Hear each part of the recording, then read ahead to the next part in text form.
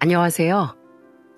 요즘 행복한 일상을 살고 있는 50대 남성입니다. 사람 인연이라는 게 참 신기합니다. 오랫동안 장사를 하며 참 많은 사람을 만났다고 자부하지만 아직도 이 인연이라는 것엔 매번 놀라요. 인연이 가져다 주는 선물은 생각지도 못한 것들이 많아서 이래서 인연을 소중히 해야 한다는 걸 늘 새롭게 배웁니다. 저는 오늘 추운 겨울 갑자기 찾아온 아주 특별한 손님에 대해 이야기해 보려고 하는데요. 이 다시 없을 인연이 어떻게 제 아들놈의 목숨을 구하고 어떤 놀라운 선물을 줬는지 기대해 주시기 바랍니다. 저는 설렁탕 가게를 운영 중인 평범한 한 집안의 가장입니다. 이 설렁탕 가게는 부모님의 부모님으로부터 내려온 것으로 지금 제가 3대째죠. 돈방석에 올라앉을 정도는 아니지만 단골 손님이 꽤 있어 남에게 아쉬운 소린 할 일이 없었습니다. 그저 제 손발 열심히 움직여 일하면 그걸로 충분했죠. 하지만 그런 저에게도 걱정은 하나 있었는데 그건 바로 제 아들 현우였습니다. 아이를 키우는 모든 부모들의 가장 큰 걱정이 바로 자식이겠지만 그것과는 조금 결이 달랐죠. 불과 몇 년 전까지만 해도 전 이놈을 걱정한 적도 또 걱정할 일도 없었으니까요. 그도 그럴 것이 현우는 어려서부터 명석하고 성격이 활달해 온 집안의 사랑을 듬뿍 받고 자랐거든요. 공부와 크게 인연이 없었던 저희 부부에게도 아주 큰 자랑이었죠. 각종 경시대회에 나가 상을 받아오는가 하면 바쁜 제 부모를 대신해 동생도 아주 잘 챙겼어요. 저희에게도 아주 극진했는데 전 어떻게 이런 아이가 내 자식으로 태어났나 늘 감사했습니다. 가게 일로 지친 저희의 손발을 매일 주무르며 재롱을 떠는 현우가 저희 부부의 커다란 기쁨이었거든요. 아빠, 엄마, 제가 나중에 크면 돈 많이 벌어서 여행도 시켜드리고 맛있는 것도 사다 드리고 다 해드릴게요. 어이구, 이놈아, 돈을 얼마나 벌려고? 그거 다 하려면 널 팔아도 부족하겠다. 돈이 많으면 걱정도 그만큼 느는 법이야. 그러니까 돈은 그저 적당히 남들에게 아쉬운 소리 하지 않을 정도만 있으면 돼. 알겠니? 난 너한테 그저 바라는 거 없다. 그냥 너 하고 싶은 공부 마음껏 하고 건강하게만 자라. 알았지? 그게 자식이 부모에게 하는 최고의 효도고 부모가 받을 수 있는 최고의 복인 법이야. 네, 그럼 저 건강하게 열심히 공부할게요. 그러니까 어머니 아버지께서도 건강하게 항상 제 옆에 계셔야 돼요. 현우는 자신이 말한 것을 어기는 법이 없어서 열심히 공부했고 명문대에도 한 번에 합격했습니다. 이제 어른이 되었으니 학비 정도는 스스로 내겠다며 매번 장학금도 타왔어요. 어디 그뿐인 줄 아십니까? 그렇게 공부를 하면서도 과외다 뭐다 아르바이트까지 해서 모은 제법 큰 돈을 용돈이라며 턱 내놓기도 했어요. 한창 나이라 하고 싶은 것도 갖고 싶은 것도 많았을 텐데 부모 생각을 그렇게 하는 속 깊은 놈이었죠. 그렇게 잘난 아들놈이 저희 부부의 가장 큰 걱정거리가 된 이유는 불행한 사고 때문이었습니다. 당시 현우는 대학을 졸업하고 사회로 나갈 준비를 하고 있었어요. 다만 그때 젊은이들 사이에서 한창 배낭여행이 유행을 했는데 이놈도 꽤 흥미를 가지고 있었죠. 그간 자신이 할 수 있는 모든 일을 하며 열심히 살아온 아들놈에게 저는 선물을 주고 싶었습니다. 그래서 현우가 평소 갖고 싶어 하던 자전거를 사주며 이렇게 말했죠. 너 국토대장정인지 배낭여행인지 하고 싶다며? 이제 취업하면 여유롭게 여행 가기도 힘들 텐데 한번 다녀와. 그런 것도 다 경험이고 공부가 되는 거니까 괜찮아. 사내 자식이 세상이 얼마나 넓은지 한 번쯤 눈에 담아는 둬야지.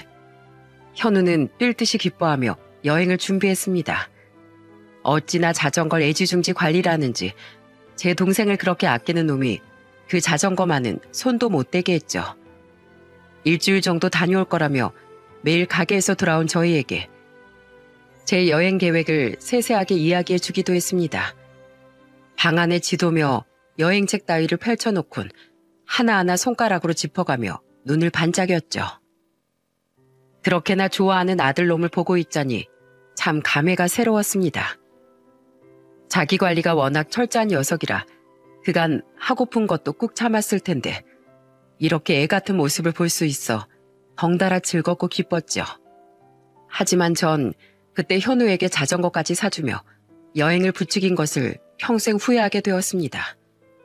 현우에게 닥친 그 크나큰 불행이 그 여행 때문에 일어나게 될 줄은 꿈에도 몰랐으니까요. 아들은 여행을 간 후 갑자기 연락이 안 되더라고요.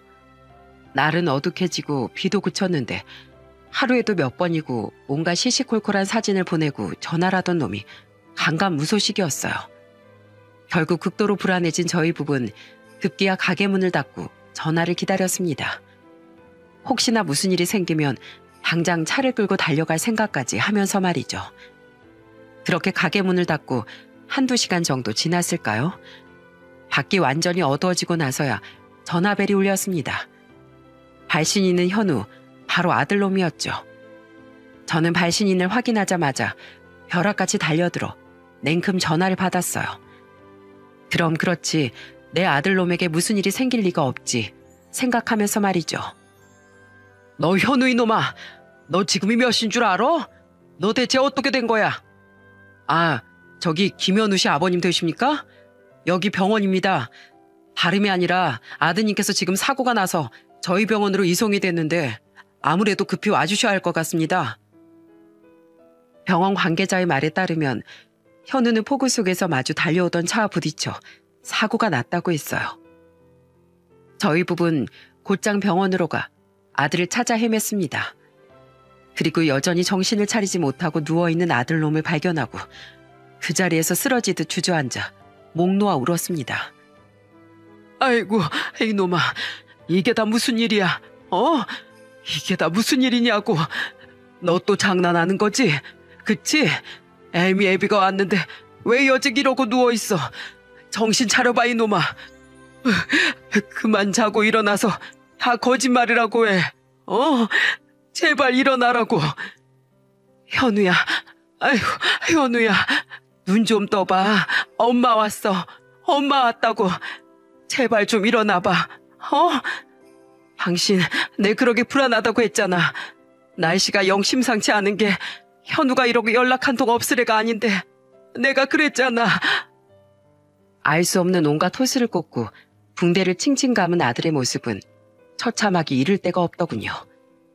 다행히 살아는 있었지만 창백한 낯빛이며 꼭 감은 눈이 마치 죽은 사람 같았죠. 옆엔 아들이 입었던 옷이 잘려진 채 놓여 있었는데 그 사고가 얼마나 참혹했었는지 알 수 있었어요. 그걸 보고 아들을 다시 보는데 마치 제 몸이 잘려나가기라도 한 것처럼 아프고 마음이 저려왔습니다. 아는 급기야 그 자리에서 실신을 하기 이르렀고요. 보다 못한 의사 선생님과 간호사 선생님이 진정하시라며 달려왔고 아들의 상태에 대해 설명해 주셨습니다. 지금은 많이 안정되어 생명에 지장은 없다시면서요. 다만 차 아래에 다리가 깔렸는지 하반신이 마비가 왔다고 했습니다. 재활을 할 수는 있지만 앞으로 걷지 못할 가능성도 있다고 부모님들께서 마음을 굳게 드시고 의지가 되어 주셔야 한다고 말이죠. 앞길이 구말린 미래 창창한 놈이 하반신 마비라니. 전 힘없이 아들의 침대 옆에 앉아 손을 꼭 붙잡고 눈물을 줄줄 흘렸습니다. 그래도 살아있으니 그게 어디냐. 살아만 있으면 언젠간 전부 극복할 수 있을 것이다. 내 아들이니까 심지가 곱고 강한 놈이니 우리만 정신 차리면 다 괜찮아질 거다.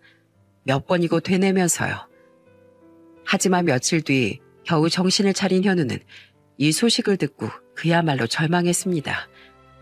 전 정말이지 현우의 그런 모습을 처음 봤어요.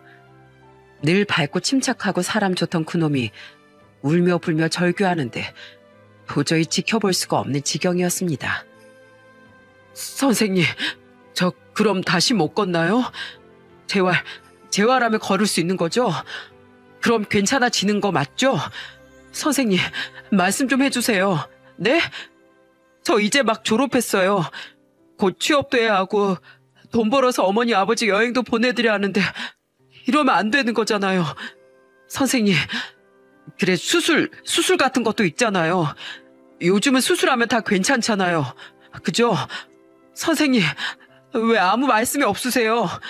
저 안 돼요. 저 이제 막 졸업하고 시작하려는데 이러면 안 되는 거잖아요, 선생님. 네? 정신을 놓고 의사 선생님께 매달리는 현우를 말리며 저는 피눈물을 흘렸습니다. 괜찮다고, 무슨 방법이 있을 거라고, 어떻게든 이 애비가 고쳐주겠다며 책임질 수도 없는 약속을 반복하면서요. 현우는 제 말이 거짓말이라는 걸 안다는 듯 그저 짐승처럼 흐느꼈습니다. 어느 정도 상태가 호전된 뒤 현우는 일반 병실로 옮겨졌다가 퇴원을 했어요. 하지만 처음 집을 나서던 모습과는 전혀 다르게 휠체어에 몸을 의지한 상태였죠. 현우는 포기하지 않고 재활훈련을 받아보겠다고 선언했고 저희 부부는 있는 힘껏 그런 현우를 지지했습니다. 그것 외엔 달리 저희가 할 수 있는 일이 없었어요. 경찰 쪽에서 뺑소니 범을 열심히 찾고 있다곤 했지만 워낙 외진 곳이라 CCTV도 없어서 다들 회의적인 반응이었으니까요. 아무튼 재활훈련은 정말 힘들고 고된 과정이었습니다. 고작 한 발짝 내디뎌 보려 시도하는 것조차 힘들어 식은땀을 뻘뻘 흘리는 아들의 모습이 너무나 가슴 아팠어요. 그때마다 제 아들의 앞길을 망친 그 쓰레기 놈이 생각나 이를 뿌득뿌득 갈았지만 현우 앞에서 함부로 드러낼 수도 없었습니다. 하지만 결국 현우의 마음이 꺾이며 재활훈련에 나가지 않는 날들이 많아졌습니다. 자신은 이제 다신 걸을 수 없을 거라며 모든 걸 포기해버린 거죠. 바늘로 아무리 찔러도 아무런 감각이 없는걸요. 그냥 이제 받아들이려고요. 안 되는 건 안 되는 거니까요.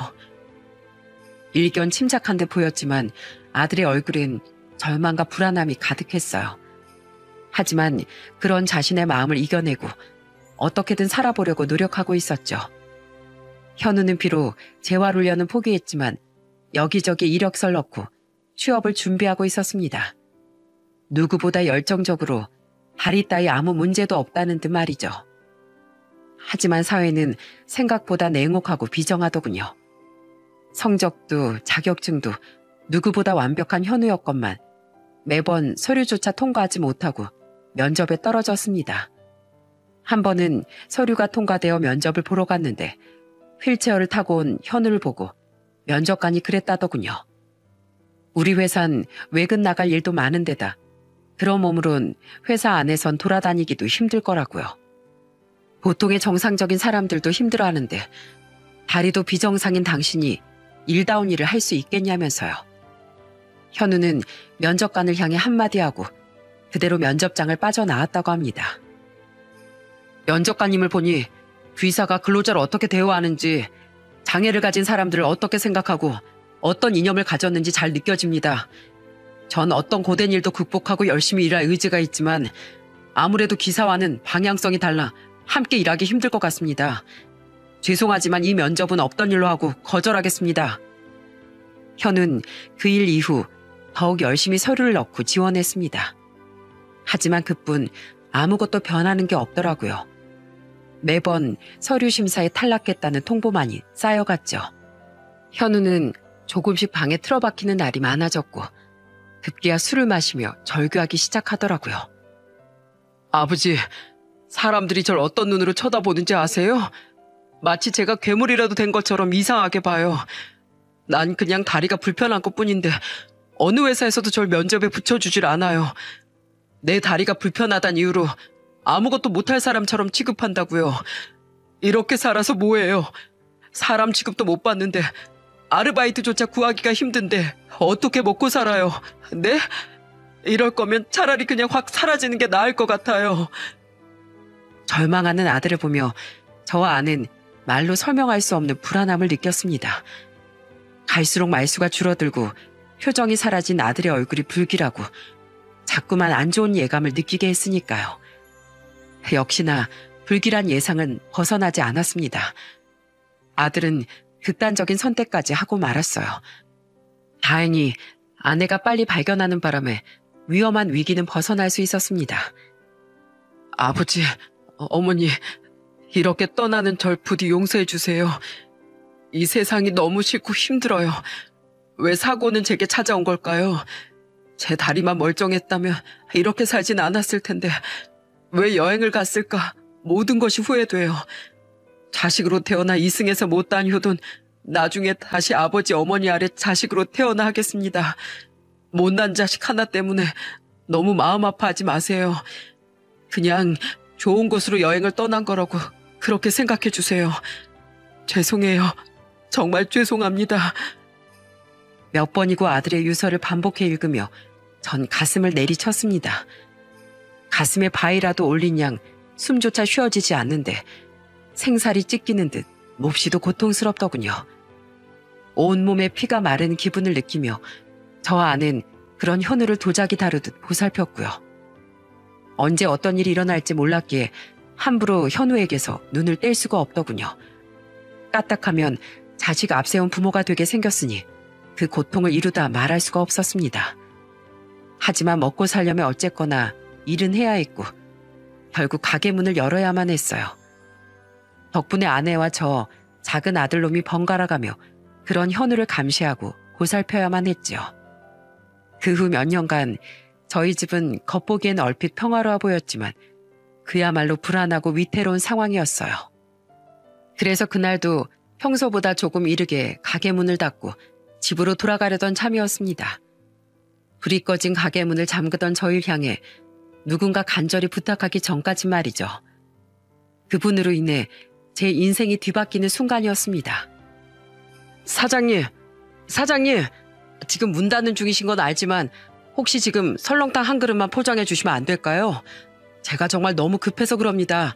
부탁드려요. 참 이상한 사람이다 싶었어요.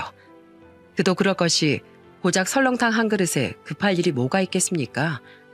심지어 이미 솥에 불을 끈 지도 오래고 가게도 전부 마감했는데 말도 안 되는 부탁이었죠. 아들놈이 아직 불안정한 상황이라 빨리 집으로 돌아가고 싶기도 했고요. 그래서 거절하려는데 그 기색을 눈치챘는지 그 사람이 그러더군요. 사실 지금 어머니께서 오늘 내일 하시는데 입맛이 통 없으신지 뭘 제대로 드시질 못해요. 병중이셔서 잘 드셔야 하는데 의사도 이대로는 정말 위험하다고 하고요. 그런 어머니께서 처음으로 드시고 싶으시다 하신 게 바로 이 집 설렁탕입니다. 이미 늦은 시간이라 어려우신 건 알지만 사람 하나 살린다 치고 제발 부탁드립니다. 어떻게 좀 안 될까요? 그 말을 듣자 도저히 안 된다는 말을 할 수가 없더군요. 아내도 안쓰럽다는 듯 저를 쳐다보며 눈짓을 하고 있었고요. 하는 수 없이 셔터까지 내린 가게 문을 다시 열고 불을 켰습니다. 그 손님은 정말 몇 번이고 고개를 숙이며 감사 인사를 전했어요. 감사합니다. 정말 감사합니다. 전부터 드시고 싶다고 하셨는데 제가 사업 때문에 바빠 신경을 못 썼습니다. 살아계실 때 더 잘해드려야 하는데 제가 참 불효자죠. 그나마 사장님 덕에 오늘 제가 사람 노릇 해봅니다. 정말이지 감사드립니다. 별것도 아닌데요 뭘. 거기 잠시 앉아 계세요. 이미 불을 내린 지 오래라 시간은 좀 걸릴 수 있는데 괜찮으시겠어요? 그럼요. 당연히 기다려야죠. 번거로우실 텐데 그저 해주신다고 하신 것만으로도 너무 감사드립니다. 저는 분주하게 불이 꺼진 냄비에 불을 붙이고 음식을 준비했습니다. 홀에선 아내가 손님에게 물 한 잔을 내어드리고 있었어요. 그리고 얼마 지나지 않아 손님이 뭔가를 받는지 잔잔하게 대화를 주고받는 소리가 들렸어요. 저 사장님, 혹시 이 사진은 예전 사장님 사진인가요? 어머나, 네 맞아요. 이 가게는 저희 시부모님께 물려받은 곳인데 그 사진도 시부모님과 그때 가게 같이 일하셨던 분들이세요. 혹시 아시는 분이라도 있으신가요? 사실 여기 이분이 저희 어머니십니다. 예전에 한창 어려우실 때 여기서 일하셨다는 이야기를 듣긴 했는데 이렇게 사진이 남아 있었군요. 사장님과도 많이 친했다며 종종 이야기하셨었는데 정말이셨나 봐요. 아직 젊고 건강하셨을 때 사진을 보니 부끄럽지만 눈물이 나네요. 이때 사진은 남은 게 거의 없으시거든요. 손님의 어머니께서 돌아가신 저희 어머니와 친하셨다고 하니 호기심이 들더군요. 어머니께선 병으로 돌아가셨는데 요즘처럼 힘들 때 어머니라면 어떻게 하셨을까 종종 떠올리곤 했거든요. 어머니께선 심지가 곱고 발은 강인한 분이셨어요. 아버지께서 일찍 뇌경색으로 돌아가셨는데 여자 몸으로 이 힘든 식당 일을 전부 감당하며 저에게 물려주셨죠. 저는 분주하게 어머니께서 하시던 방법 그대로 만든 밑반찬을 모조리 꺼냈습니다. 평소보다 더 공을 들이고 정성을 쏟아 부드럽게 삶아낸 고기도 넉넉하게 올렸죠. 사진 속에 계신 분이 어떤 분이신지 잘 기억나진 않았지만 이 가게에서 일도 하셨고 어머니와 친하신 분이라고 하니 더 마음이 쓰였던 겁니다. 손님은 제가 한가득 싸둔 음식들을 보며 놀란 표정을 지었습니다. 저는 감사하다며 다급히 지갑을 꺼내드는 손님을 향해 이렇게 말씀드리며 음식을 건넸고요. 돈은 됐습니다. 어떻게 저희 가게에서 일해주셨던 분께 돈을 받겠어요? 그것도 어머니 지인분이신데요. 그저 맛있게 잡수시고 꼭 쾌유하시기 바랍니다. 건강해지시면 다음에 한번 꼭 모시고 오세요. 그땐 제가 더 거하게 차려드릴 테니까요. 아니, 그래도 이걸 어떻게 다 그냥 가져갑니까? 사장님, 그래도 돈은 받으셔야죠. 그쪽 어머니께 돈 받고 음식 내드렸다고 하면 저 나중에 하늘에서 어머니 뵀을 때 아주 혼쭐이 날 겁니다. 그러니까 그냥 마음 편히 가져가세요. 저희 어머니 엄청 무서운 분이시거든요. 손님은 거듭 고개를 숙이곤 명함을 한 장 건네고 서둘러 가게를 빠져나갔습니다. 명함엔 장혁준이란 이름 3글자와 회사의 대표이사라는 직함이 써있더군요. 어려우셨다던 분이 아들을 저리 훌륭하게 사업가로 키웠으니 얼마나 뿌듯하실까 생각하며 저는 작게 웃었습니다. 다시 가게를 정리하는 일이 귀찮을 법도 한데 간만에 기분이 무척 좋았어요. 이런 인연도 있구나 싶고 나중에 기회가 되면 한번 뵙고 싶다고 생각했죠. 그리고 인연은 인연인지 어머니 친구분이시라던 그분을 만날 기회는 생각보다 빨리 찾아왔습니다. 외국에 출장 중이라던 그분이 가게로 전화를 걸어오신 것이었어요.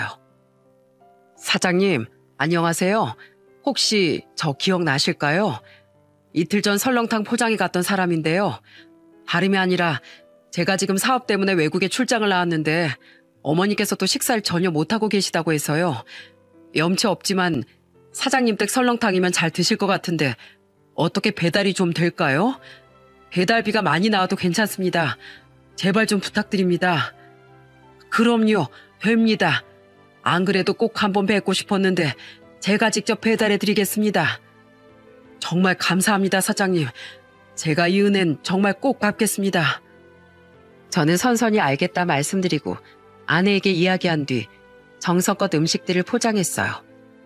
소분했다가 몇 번은 더 드실 수 있도록 양도 넉넉하게 챙겼고요. 그렇게 전 양손 무겁게 음식을 싸들고 손님이 알려준 병원으로 조심스럽게 차를 몰아 배달을 갔습니다. 그리고 그곳에서 저를 보고 몹시도 반가워하는 할머니 한 분을 만날 수 있었습니다. 아이고 세상에, 형이 언니 아들 맞지? 창우, 그래, 김장우 맞지? 이게 얼마만이야 그래. 아직 얼굴이 남아있구만. 경이 언니 다리에 매달려 놀아달라고 떼쓰던 모습이 눈에 선한데 내 죽기 전에 이렇게 경이 언니 아들 얼굴을 다 보고 가는구만. 그래, 잘 살았어. 내 기억은 나고. 어렸을 때라 잘 기억이 나지 않는다 말씀드리자 할머니께선 괜찮다며 선선하게 미소를 지으셨어요. 그리고 자신의 이름이 김선애며 어릴 때 절 종종 얻고 놀아주기도 했다고 하셨죠. 전 죄송한 마음에 바리바리 싸들고 온 음식들을 내려놓고 바로 상을 차려드렸습니다. 어쩜 맛이 그대로구나. 경이 언니가 해주던 딱 그 맛이야. 내가 경이 언니를 처음 만났을 때도 설렁탕을 얻어먹었는데 장우 너한테도 또 이렇게 설렁탕을 얻어먹네. 사람이란 인연이라는 게 참 묘해. 이젠 소식이 끊겨서 다시 못 볼 줄 알았는데 장우 너라도 만나서 얼마나 다행인지 몰라. 어머니께선 20년 전에 작고하셨어요. 병이 좀 있으셨는데 오랫동안 투병하시다가 일찍 돌아가셨어요. 그래, 그랬구나. 내가 못된 년이지. 난 네 어머니 없었으면 아마 이 세상 사람도 아니었을 게다.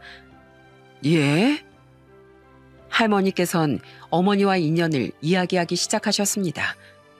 어머니께서도 그러셨지만 할머니께서도 참 인생의 굴곡도 많고 녹록지 않은 삶을 사셨더군요. 할머니께선 어려서 부모님께서 돌아가신 뒤 첫 번째 남편과 만나 일찍이 결혼을 하셨다고 해요. 하지만 남편은 일하던 공장에서 사고가 나 그대로 세상을 떴는데 시댁에선 남잘 잡아먹는 년이라며 할머니를 내쫓았다고 했어요.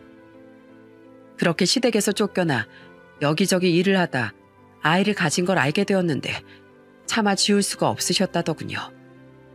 여자 혼자 몸으로 아이를 낳고 키운다는 게 그 시절에는 어떤 것인지 대강은 알지만 그래도 포기할 수가 없었답니다. 참 힘들었어. 정말 죽고 싶을 만큼. 하지만 그럴 수 없었네. 앞날이 깜깜할 거라는 걸 알지만 그래도 포기할 수가 없었어. 이렇게 귀한 생명을 지우기라도 한다면 천벌을 받을 것만 같았지. 하지만 그때부터였네. 내 시련과 역경이 갈 데도 없었고 누구 하나 도와주는 사람도 없었어. 하지만 딱 한 사람, 내 손을 잡아준 사람이 있었네. 그게 바로 자네 어머니일세. 정말요? 그래. 손발이 꽁꽁 얼 정도로 추운 날씨였어. 하루 종일 헤맸는데 깐난쟁이 딸린 여자를 써줄 곳이 있을 리가 없었지. 그러다 경희 언니의 가게를 발견한 거야. 날은 어둑어둑해서 무서운데 따뜻하게 불이 켜진 그 설렁탕 집에 사람을 구한다는 글을 보고 어찌나 반갑던지 일단 들어가서 물어나 보자고 무작정 들어가서 자리에 앉았어. 근데 경희 언니가 날 보더니 깜짝 놀라며 그러는 거야. 젊은 새댁이 이 추운 날 깐난쟁이까지 데리고 혼자 왔느냐고. 손이 꽁꽁 얼어서 얼음덩이 같다며 날로 옆으로 자리까지 바꿔주면서 말이지. 하루 종일 여기저기 거절만 당하던 할머니께선 난생 처음 보는 사람이 그렇게 따뜻하게 대해주니 순간 눈물이 핑 돌았다고 합니다. 결국 참지 못하고 눈물을 뚝뚝 흘렸더니 갓난쟁이도 제 엄마가 우는 걸 알았는지 울음을 터뜨리고 난리도 그런 난리가 없었다고요. 그렇게 한참을 말도 못하고 울다 겨우 그치고 혹시 아직도 사람을 구하느냐 물었는데 제 어머니께서 이렇게 말씀을 하셨답니다. 이 추운 날에 갓난쟁이까지 얻고 다닐 정도니 사연은 말 안 해도 알겠어요. 그래, 나야 우리 가게에서 일해준다면 대환영이야. 근데 괜찮겠어요? 이 설렁탕 가게가 그래도 이 근방에선 터줏대감이라 손님이 아주 많아서 일이 힘들어. 물론 일만 해준다면 가게에 딸린 깨끗한 방도 한 칸 내줄 수 있고 애도 내가 같이 돌봐줄 수 있는데 어때? 같이 일해보실래요? 되려 같이 일해달라며 조르는 어머니를 향해 할머니께선 몇 번이고 고개를 끄덕이셨답니다. 자신을 가여워하며 때론 언니처럼 또 친구처럼 어머니처럼 챙겨주는 저의 어머니가 그렇게 고마울 수 없었다고요. 그렇지 않아도 가지고 있던 돈도 뚝 떨어지고 당장 하룻밤을 보낼 곳도 없었던 처지라 저희 어머니가 할머니께는 그야말로 하늘에서 내려온 동아줄 같았답니다. 그렇게 할머니께선 어머니 가게에서 숙식을 해결하며 아이를 키울 수 있게 되었다고요. 세상 누가 등에 갓난쟁이 업은 여자에게 그렇게까지 해주겠어. 나이 차이는 얼마 안 나도 경희 언니만큼 따뜻하고 좋은 사람이 없었어. 심지어 한 번은 애가 아파서 쓰러졌는데 너무 놀라 경황도 없던 날 대신에 경희 언니가 글쎄 애를 등에 업고 병원으로 달려간 적도 있었지. 할머니께선 들고 있던 숟가락을 내려놓곤 급기야 눈물을 뚝뚝 흘리셨어요. 그때만 생각하면 눈물이 난다고. 갚아야 할 은혜가 한두 가지가 아니라면서 말이죠. 심지어 아이가 쓰러졌을 때 병원에서 청천벽력 같은 진단을 받았는데 그때도 저희 어머니께서 많은 도움을 주셨다고 하셨습니다. 그때 병원에서 혁준이에게 소아암이라는 진단을 내렸었지. 암은 초기에 빨리 잡아야 하는데 먹고 살기 바쁜 내가 뭐가 있을 턱도 없고 치료비도 너무 비쌌어. 도저히 내가 감당할 수 있는 돈이 아니었지. 지금처럼 갖가지 보험을 들 수 있는 상황도 아니었고 말이야. 근데 경희 언니가 잠시 밖에 나갔다 오더니 이야기 좀 하자며 날 끌고 가는 거야. 그러곤 척 보기에도 묵직한 봉투를 내 손에 쥐어주면서 이렇게 말했어. 우선 애부터 살리고 생각하자고. 사람이 염치가 있지. 어떻게 사람이 그 돈을 넙죽 받겠느냐 생각은 하면서도 솔직히 탐이 났었다고 할머니께서 말하셨어요. 그래서 손이 갈 곳을 모르고 갈팡질팡 하는데 저희 어머니께서 그 손을 턱 붙잡고 봉투를 쥐어주셨다고요. 그리고 어머니께서 할머니께 말씀을 하시는데 정말이지 울지 않을 수가 없었답니다. 아무리 돈이 중해도 사람 목숨보다 중하겠어? 정신 차려. 어떻게든 애는 살려야 할 거 아니야. 그렇게 받기 부담스럽고 부끄러우면 나중에 갚아. 그러면 되잖아. 아직 젊고 한창인데 뭐가 무서워? 열심히 일해서 다 갚아. 그러면 되는 거야. 알았지? 다행히 아이는 어머니께서 주신 돈으로 무사히 치료를 받고 다시 건강해졌답니다. 할머니께선 어머니의 말씀대로 열심히 가게에서 일하며 그 돈을 조금씩 갚아 나가셨고요. 두 분의 사이가 워낙 좋아 시장에선 혹시 숨겨둔 친자매냐고 묻는 사람들도 많았다더군요. 한 번은 혁준이가 동네 애들한테 애비 없는 자식이라고 놀림을 받아 우는데 경희 언니가 나서서 대신 혼쭐을 내준 적도 있단다. 너도 네 어머니 알지? 화나면 아주 무서운 거. 부모들도 찍소리 못하게 화를 내는데 그 뒤론 동네에서 우리 혁준이 놀리는 애들이 싹 다 사라졌지. 그뿐인 줄 아니? 내가 몸살이 나서 들어누웠을 때 밤새 물수건 갈아주며 간호해준 사람도 경희 언니였어. 혁준이 씻기고 도시락 챙겨 학교까지 보내고 가게 일까지 돌보면서 말이야. 정말이지 훌륭한 분이셨어. 경희 언니가 없었다면 나도 혁준이도 그날 그 추운 시장 골목에서 아마 얼어 죽고 말았을 거야. 난 지금도 부모님이란 글자를 보면 어릴 때 돌아가셔서 기억도 잘 나지 않는 친부모님보다 경희 언니가 가장 먼저 떠올라. 언닌 내게 그런 사람이었어. 할머니께서는 흐느끼며 사실 그때 혁준이의 병원비도 다 갚지도 못했다며 자신이 죄인이라며 흐느끼셨습니다. 그리고 할머니는 어머니와 연이 끊어진 이유를 말해주셨어요. 알고 보니 손님 중 사업을 한다는 사람을 만났는데 그 남자랑 재혼을 중국으로 이사를 가셨다고 했습니다. 근데 그 결혼 생활은 지옥 같았다고 말씀해 주셨어요. 처음엔 좋은 사람인 줄 알았어. 늘 날 아껴주고 특히 우리 혁준이를 귀여워해서 앞으로도 잘 살 수 있을 거라 생각했어. 그런데 중국에 도착하고 나서 처음엔 아무 문제 없었네. 중국에 간 지 10년 동안 자네 어머니랑 연락도 하고 지냈었고 근데 10년이 넘어가니까 매일같이 여자를 만나며 바람을 피우고 술을 진탕 마시더니만 결국 도박까지 손을 댔지. 내 이런 말까지 하기 참 부끄럽네만 손찌검이 시작된 것도 바로 그때쯤이었어. 온몸에 멍이 빠질 새도 없이 매일같이 맞았다네. 난 당장이라도 도망치고 싶었지만 그 말도 안 통하는 낯선 이국 땅에서 애를 데리고 살기란 힘들었어. 그래서 매일 얻어맞으면서도 죽을 힘을 다해 버텼는데 그놈이 급기야 혁준이에게까지 손찌검을 하려고 했지. 아들을 감싸 대신 얻어맞은 할머니는 이후 남자가 집에 오면 이웃에게 손짓 발짓으로 사정해 아들을 잠시 맡겼답니다. 남자의 주폭은 이미 유명해서 이웃도 할머니의 부탁을 들어줬고요. 하지만 그것도 하루 이틀 말도 통하지 않는 이웃이 언제까지고 부탁을 들어줄 리도 없었습니다. 할머니가 귀찮아진 이웃은 집에 없는 척하며 맡아주길 거부했고 결국 혁준인 놀이터에서 남자가 잠들기만을 기다리게 되었다는군요. 그놈이 술에 취해 잠들면 난 늘 혁준이를 데리러 놀이터로 갔다네. 그럼 혁준이 이놈이 항상 뭘 하고 있었는지 아는가? 그 어둑한 곳에서 가로등 불빛에 의지해 책을 보고 있는 거야. 쪼그리고 앉아서 추운지 더운지도 모르고 말이야. 워낙 공부밖에 모르는 놈이기도 했지만 어느 날 그러더라고. 자기가 열심히 공부해서 날 책임지고 모실 거라고. 그땐 누구도 다시는 엄마를 때리지 못하게 할 거라고.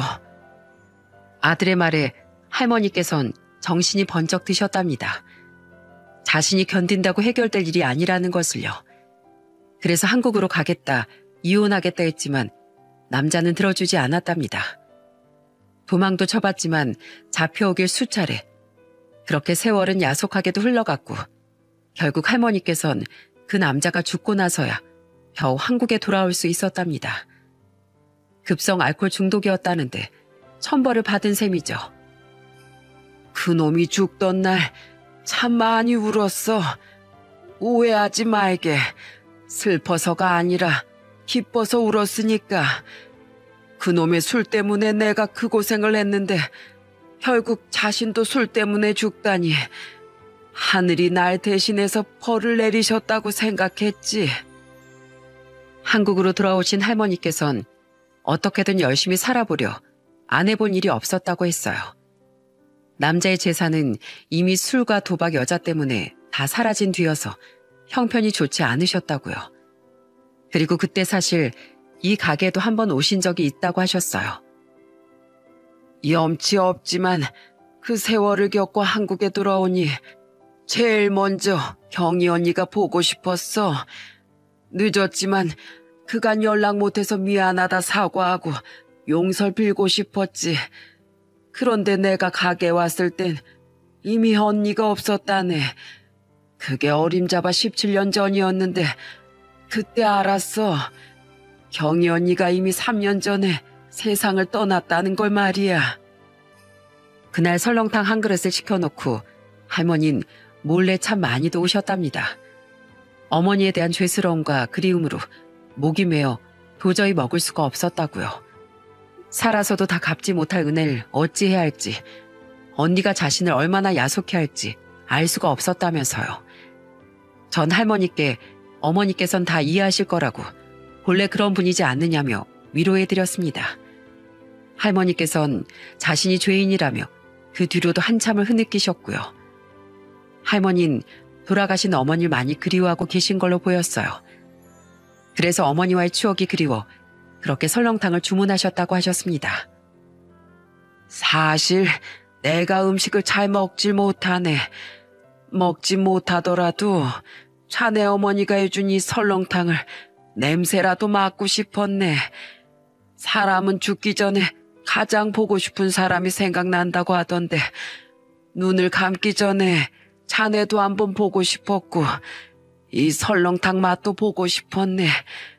이렇게 찾아와줘서 고맙네. 정말 고마워. 안쓰러운 마음이 든 전 그날 이후로 손님의 부탁이 없어도 할머니와 연락하며 종종 음식을 챙겨다 드렸습니다. 이상하게 마음이 그렇게 움직였어요. 그러다 보니 어쩔 땐 호칭을 어떻게 불러야 하나 고민도 하곤 했었죠. 이렇게 가까워질지 몰랐으니까요. 돌아가신 어머님 친한 동생분이니까 아주머니로 불러야 할지 이모님이라고 불러야 할지도 생각했지만 전 처음 불렀던 호칭 그대로 할머니로 부르기로 했습니다. 아주머니는 좀 멀게 느껴지는 것 같았고 이모님은 너무 친한 척하는 게 아닌가 생각이 들더라고요. 그래서 처음 불렀던 그대로 할머니로 하기로 했죠. 근데 지금 생각해보니 할머니보다 어머님이라고 한 번쯤 불러드릴 걸. 이런 아쉬움도 있답니다. 그 후 시간을 내 이런저런 세상 사는 이야기를 나누며 조금씩 할머니와 친분을 더더욱 쌓았습니다. 마치 제 어머니같이 느껴져 힘든 것도 모르고 시간이 나면 종종 찾게 되었어요. 어느 날은 남들에겐 말하기 어려운 현우의 일까지 할머니께 말씀드리게 되었죠. 살아도 사는 게 아니었죠. 명문대까지 나온 놈이 그러고 있으니 전 또 얼마나 답답하겠어요. 제 아들 현을 말씀드린 겁니다. 공부도 잘하고 똑똑해서 장학금 받고 명문대 들어간 놈이었어요. 잘생기고 키도 훤칠해서 저 좋다는 여자도 많았죠. 근데 그 사고 하나로 모든 게 바뀌었어요. 처음엔 친구들이랑 그래도 연락은 하는가 싶더니 이제 나무하고도 이야기하고 싶어 하질 않아요. 오죽하겠습니까? 지 친구들은 모두 지 살 길 찾아서 회사에도 들어가고 결혼도 하는데 전 다리도 못 쓰고 그저 방에서 그러고 있으니 그 심정 말로 다 못하겠지요. 세상에 어떻게 그런 일이 다 있어 그래. 그간 얼마나 속상했을꼬. 그래도 부모란 게 그래. 부모가 기둥이 되고 지붕이 되어줘야 자식들도 일어날 수 있어. 언젠가 다 지나가고 좋은 날이 있을 게야. 사람이 살고자 하면 또 어떤 길이든 있는 법 아니겠어? 나한테 경희 언니가 있었던 것처럼 말이야. 경희 언니와 네가 이렇게 좋은 덕을 많이 쌓고 있으니 분명 언젠가 길이 보이고 복이 찾아올 거야. 응. 이야기를 한다고 상황이 나아지는 것도 아니지만 꼭 어머니께서 하셨을 법한 말씀을 해주신 할머니가 저는 너무 감사했습니다. 그래서 더 제 부모님을 모시듯 할머니를 찾아뵙고 극진히 보살펴드렸고요. 하지만 기다려지지 않은 날이 오고야 말았어요. 안타깝게도 할머니께서 석 달을 채우지 못하고 그만 세상을 떠나셨습니다. 할머니께선 눈을 감으시기 전 제 손을 꼭 붙들고 눈물을 흘리셨습니다. 그리고 이렇게 말씀하셨어요. 경희 언니에게 입은 은혜 다 갚지도 못했는데 내 마지막으로 부탁 하나만 해도 될까? 우리 혁준이 그놈 그거 어렵게 자라 어릴 땐 공부밖에 몰랐고 지금은 또 일밖에 몰라. 경희 언니 일은 내 자네를 만나 이야기를 털어놓았으니 그나마 여한이 없지만 이제 눈 감으려니 그놈이 마음에 걸린다네. 자네만 괜찮다면 내가 죽어도 그놈 모른 척하지 말고 혹시 형제처럼 지내줄 수 있겠는가? 그렇게만 해준다면 내 그 은혜는 저기 하늘에 가서 자네 어머니를 잘 모시면서 갚겠네. 네, 할머니 걱정 마세요. 꼭 그렇게 하겠습니다. 저는 반드시 그렇게 하겠다며 할머니를 안심시켜드렸습니다.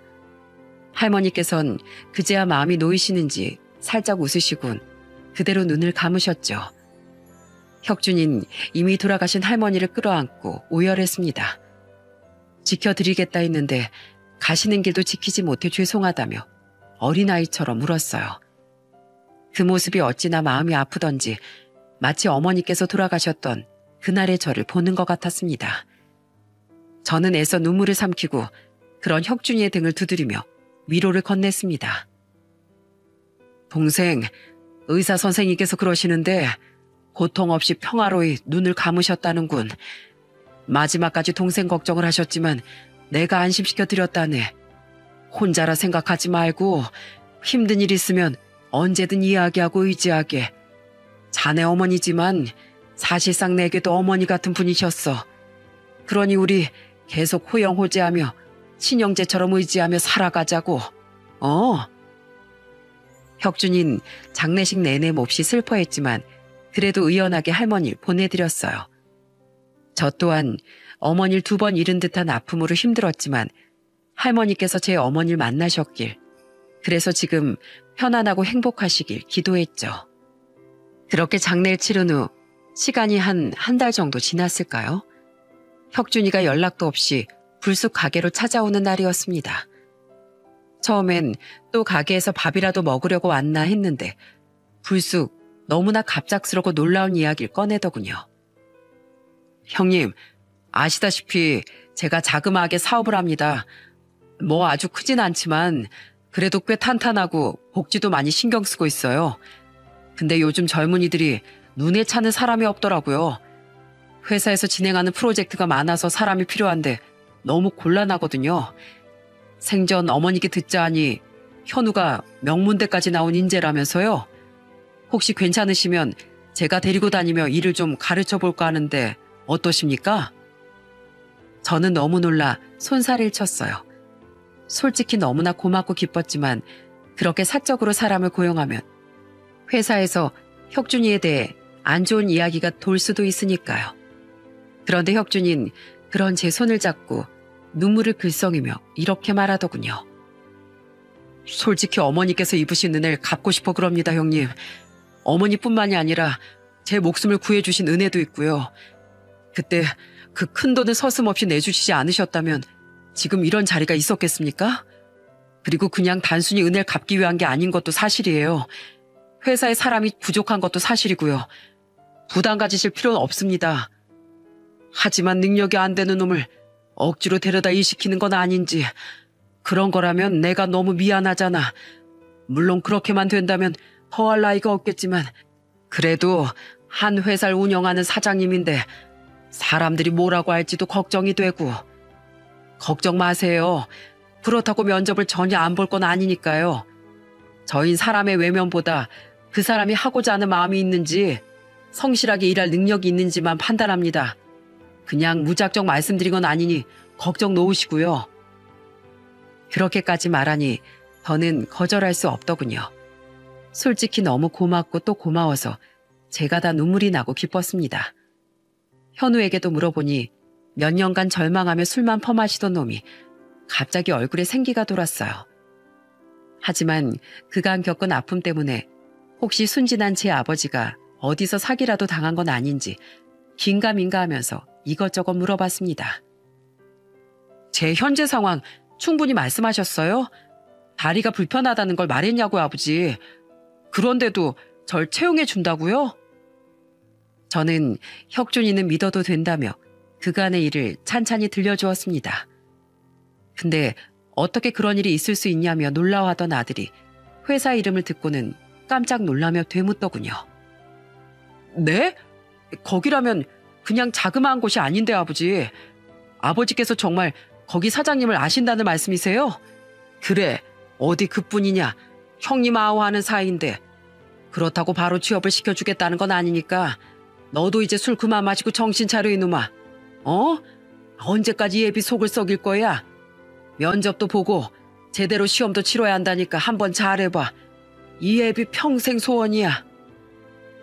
아들은 장애 때문에 늘 떨어졌는데 면접이라도 볼 수 있는 게 어디냐며 화난 표정을 짓더군요. 정말이지 몇 년 만에 보는 화난 얼굴인지 순간 눈시울이 다 뜨끈해지더군요. 현우는 그 뒤로 마치 새로 태어나기라도 한 것처럼 덥수룩하던 수염을 밀고 술을 딱 끊었습니다. 그리고 그동안 포기했던 재활훈련도 다시 받겠다며 그야말로 의지를 활활 불태웠죠. 그리고 마침내 면접날 오랜만에 말쑥한 정장으로 갈아입은 아들의 모습을 보는데 어찌나 기쁘고 눈물이 나던지. 나이 먹고 주책이란 소리를 들어도 할 말이 없지만 그야말로 뛸 듯이 기뻤습니다. 그도 그럴 게 제게 아들의 장애는 아무런 상관이 없었어요. 그저 이놈이 살아가겠다는 의지를 가지고 다시 밝아졌다는 것만이 중요해졌습니다. 그렇게 현은 혁준이 회사에서 면접을 보고 무사히 시험까지 통과해 입사하게 되었답니다. 워낙 머리가 좋은 놈이라 그런지 그간 그렇게 지냈어도 본인이 노력하니까 금방 또 잘하더군요. 다리가 불편해 회사를 다니면서도 힘들고 지칠 법도 한데 어찌나 성실하게 열심히 일을 하던지. 아들은 다시 예전처럼 가게를 닫고 온 저희 부부에게 이런저런 이야기를 하며 완전히 옛날 그때 그 모습을 다시 되찾았습니다. 아버지, 어머니, 정말 세상에 이런 분이 다 있나 싶어요. 동료들도 다들 너무 좋고 아무도 절 이상한 눈으로 보지 않아요. 사장님도 정말 좋으신 분이세요. 장애가 있는 직원을 위해서 정말 많은 것들을 신경 쓰셨더라고요. 글쎄, 휠체어로도 이동이 편하도록 시설을 전부 만들어 두셨는데 저 혼자서도 원하는 대로 불편함 없이 움직일 수 있다니까요. 전 정말 축복받은 것 같아요. 아버지, 어머니, 정말 사랑하고 감사합니다. 저를 포기하지 않아 주셔서, 그래서 이렇게 제 2의 인생을 살게 해주셔서 너무 감사해요. 그래, 이놈아. 이제 우리 다시 시작해보자. 우리 아들을 할 수 있어. 예빈, 우리 아들 믿는다. 더 이상 아파하지 말고, 더 이상 슬퍼하지도 말고, 우리 함께 멋지게 살아보자. 알았지? 네, 아버지. 열심히 살겠습니다. 기다려주셔서 감사해요. 그렇게 우린 그날 서로를 부둥켜 안고 얼마나 울었는지 모릅니다. 슬픔이 아닌 기쁨의 눈물 말이죠. 이런 행복을 준 혁준이에게 전 너무나 고마웠어요. 정말 이런 인연이 있었나 싶었죠. 기적이나 마찬가지였으니까요. 무릇 자식의 행복은 부모의 행복이라고 다시 삶의 희망을 불태우는 아들의 모습이 눈이 부셨습니다. 그리고 사람의 인연이란 힘이 얼마나 위대한 것인지 다시 한번 느낄 수 있었죠. 그렇게 저희 가족들은 기나긴 어두운 터널을 빠져나와 고통과 슬픔을 극복하고 다시 행복해질 수 있었습니다. 살아있다는 것에, 그리고 살아있기에 이렇게 행복한 날을 볼 수 있다는 것에 감사하는 나날입니다. 요즘 불경기로 먹고 살기도 힘든 세상이라는데 정말 뉴스만 봐도 세상이 참 팍팍하다는 걸 느끼곤 합니다. 하지만 때로 누군가에게 손을 내밀 수 있는 마음의 여유와 작은 온정이 더 큰 복을 불러오지 않나 싶어요. 추운 겨울, 늦은 밤 가게 문을 두드린 이 특별한 인연처럼 말이죠. 모쪼록 이 사연을 들으시는 여러분께서도 간에 화목하게 좋은 일 많이 생기시길 바랍니다. 길고 긴 이야기를 들어주신 모든 분들께 가슴 깊이 감사드립니다.